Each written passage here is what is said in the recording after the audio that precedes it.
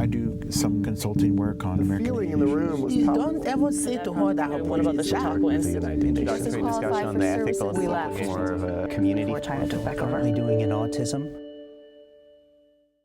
After a career in the U.S. Foreign Service that spanned 28 years, 3 continents, and included ambassadorships to Mozambique and Peru, Jett joined Penn State School of International Affairs. Among other tributes, he received the State Department's Distinguished Honor Award. He's the author of several books, including Why American Foreign Policy Fails, Unsafe at Home, and Despised Abroad, and is a frequent commentator and columnist. We'll talk with him about why peacekeeping fails, the influence of domestic politics on foreign policy, and about American ambassadors, where they come from, where they go, and why they still matter. Here's our conversation with Jett. Jett, thank you so much for joining us. Thank you for having me. This is an abridged personal history, but I wanted to talk a little bit about how you launched this very interesting 28-year career in foreign service. When you were deciding upon a career, you spent about 5 minutes thinking about the priesthood. From there, in high school, you wanted to be an engineer. After high school, you attended the University of New Mexico, and from there, the Naval Academy, eventually ending up in the Navy Reserves. How did all of that lead to this very interesting career that you've had? Well, it didn't, is the short answer. I think one should never underestimate the value of dumb luck in life.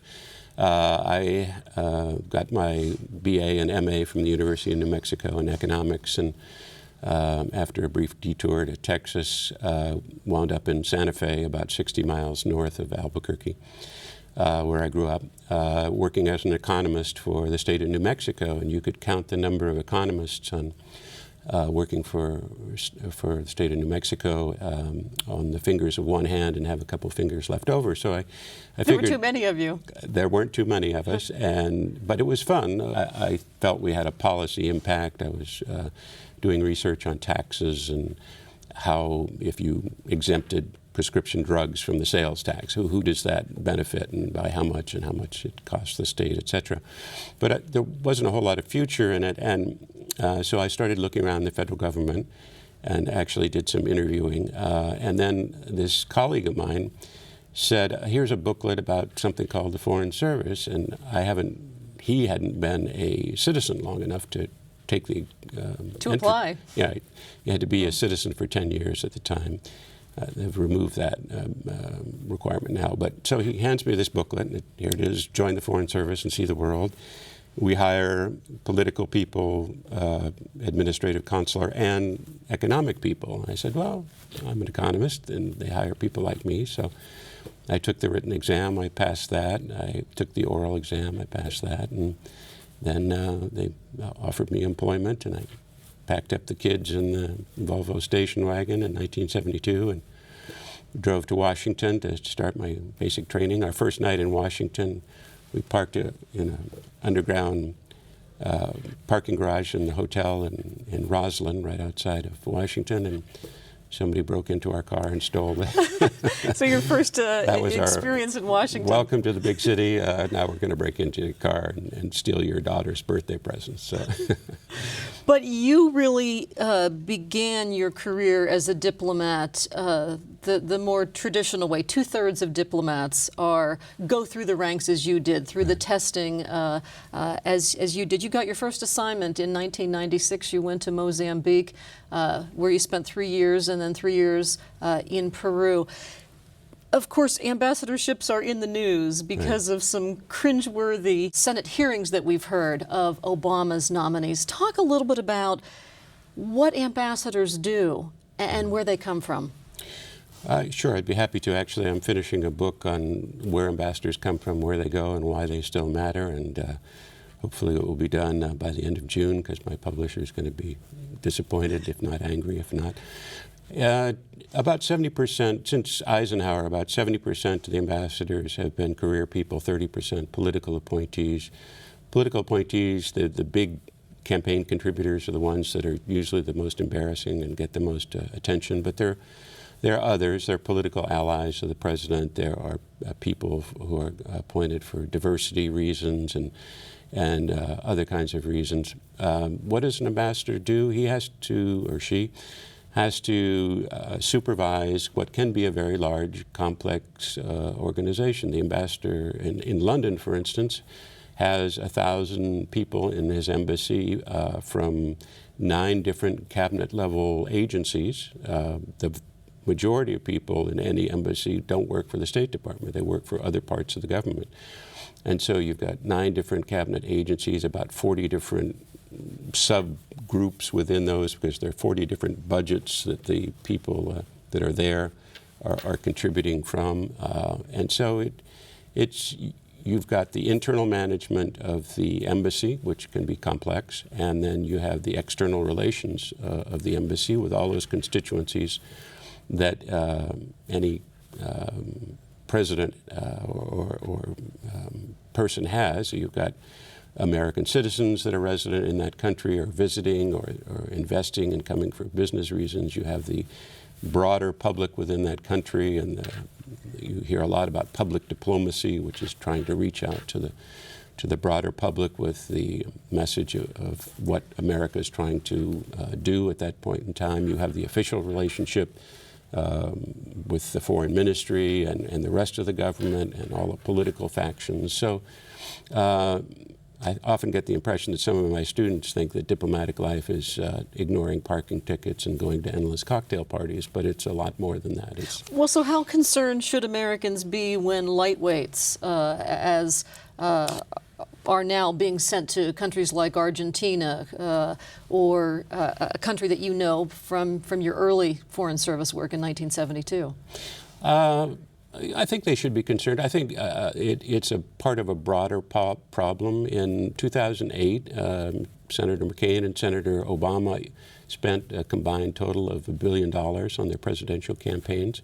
In 2012, Governor Romney and President Obama each spent $1 billion. Thanks to the Supreme Court, all the effective limitations are off on attack ads from anonymous donors, caps on total individual campaign contributions. That's all. So a lot of presidents are beholding to a lot of people, and this is the way they pay them back. Exactly. Some of them. Now, you've got the people who give money directly, and then you have now the phenomenon of bundling, where you go around and ask all your friends to give you their contribution, and you put it in a nice, neat little bundle and tie it up with a ribbon and send it to the campaign and say, here's the money of me and my friends, and I'll be back after Inauguration Day to talk about a job. And not everybody does that. In Obama's case, in 2012, there were 117 people who bundled more than $500,000. And so those 117 people expect to get their calls returned from the White House, but some of them are interested in jobs. These people that you mentioned in January, you had this confirmation hearing where 3 extreme lightweights appeared, and Senator McCain decided to make an issue of this and ask them some not particularly difficult questions, but they bombed them. They bombed them. The guy who is going to Norway, for instance, who's never been to Norway, doesn't know anything about Norway. Its form of government or anything like that. He was asked, he's a businessman, he was asked, what business opportunities do you see for American businessmen in Norway? He could not answer the question. I mean, the simplest question where you could just make up some sort of nonsense answer and it would have been sufficient, but he couldn't do it. So I think in today's world, where the real challenges we face are a product of globalization, which to my mind means that one nation alone can't deal with them. You have to do it in concert. Global warming, for instance, whatever the United States did on global warming or climate change wouldn't be enough, because it's something that affects all of us. Not that we're doing anything effectively, but which is another thing that the American people ought to be worried about. But so you have to address these problems through international cooperation and action, and all of that requires that diplomats who are capable of understanding the issues, communicating those issues to all those different groups I mentioned earlier. And I think when we send people who are producers of soap operas and businessmen who don't know the country, and the guy that's going to Argentina doesn't speak Spanish and thinks Argentina is our best friend. All of those people are basically sort of prescriptions for disaster, and It's nothing new, though. I mean, this is not, No. this phenomenon under Obama is nothing new. No. It's getting lots of attention, and Right. Republicans like to Right. call it out. But when you were in Argentina in 1972, you didn't think much of the ambassador of Argentina at that time, even though he had a lot of political experience, and I'm talking about Ambassador Hodge. Yeah. John Davis Lodge was an interesting excuse me. example. If you called up central casting and said, I have a part for an ambassador, send over somebody who looks like an ambassador, this is the guy that would have appeared. And in fact, he was an actor. He had been in movies with Marlene Dietrich, among others. He had also been a governor, a congressman. He spoke great Spanish. He spoke great French. But he was a complete fool. And he, oddly enough, was followed by a political appointee named Robert C. Hill, who had been ambassador in 5 Spanish-speaking countries, but still could not put together a sentence in Spanish. But Hill, on the other hand, was quite effective because he just had the personality and the political sense that Lodge didn't have. So you're right. This is nothing new. This 70-30 ratio of career to political has been true since Eisenhower. Before that, it was even less professional because we were, until World War II, we were less interested in the rest of the world and hadn't assumed our superpower status.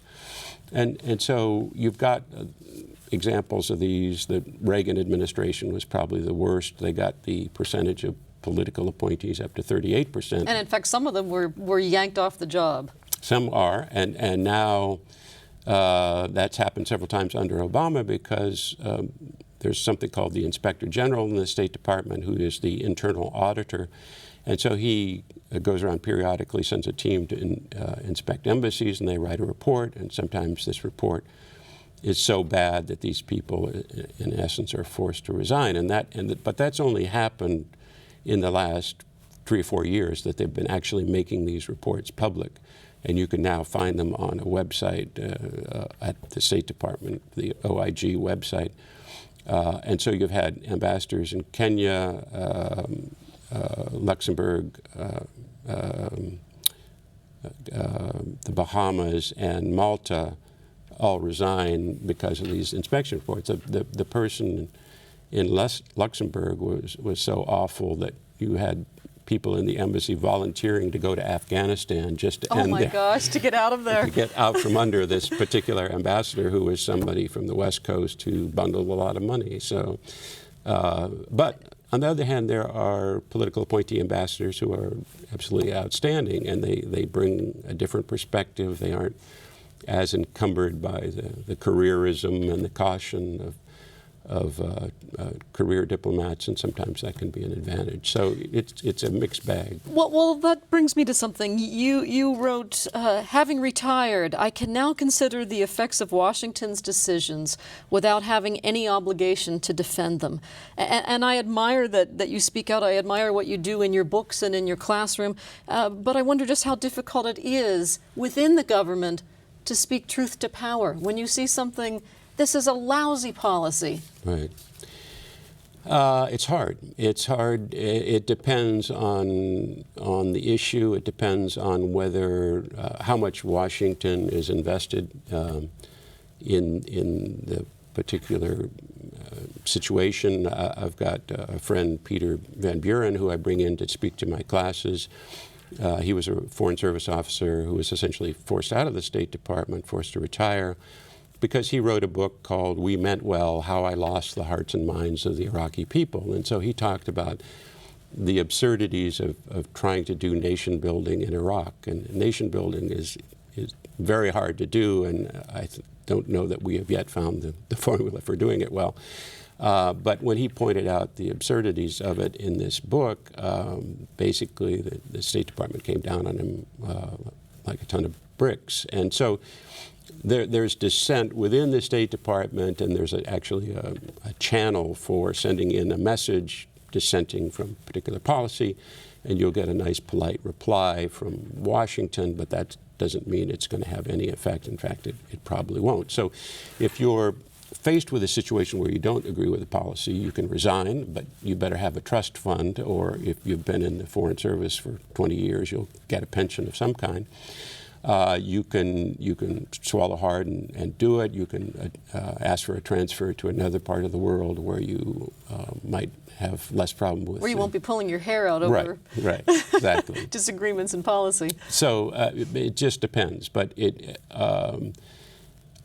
I would say it's generally not career enhancing, because most of the time, if it's anything serious, Washington doesn't want to hear it. Well, that leads me to something that you write about, and in your book, Why American Policy Fails: Unsafe at Home, Despised Abroad. Number one, is that hyperbole, despised abroad? Yeah. Not entirely. I mean, occasionally. I think there's a lot of sort of people-to-people understanding and affection for the United States, admiration in other parts of the world. But I think there's a lot of disappointment with American policy, policy in the Middle East. It's hard to explain to most people there because they just don't see it as balanced or understanding of their position.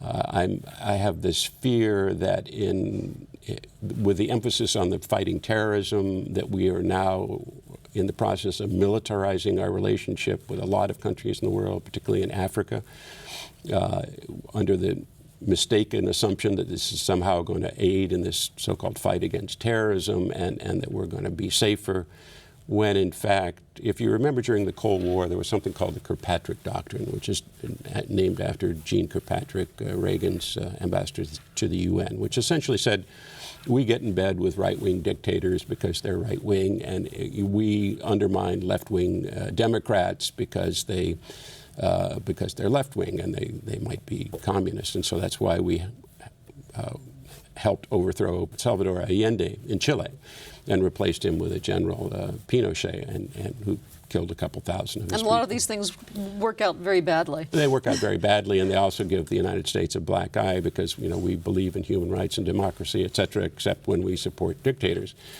And so I think that kind of short-sighted policy you can see reflected in this war on terror, because if you look at some of these countries, they're among the most repressive and corrupt in the world, and yet we're supposedly, all they have to do, I think they've all learned that all they have to do is say Muslim terrorist and we'll come rushing to their aid.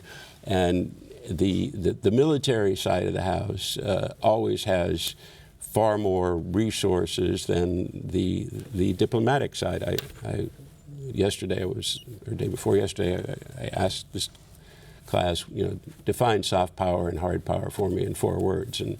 And so my definition of soft power is the ability to convince rather. Okay.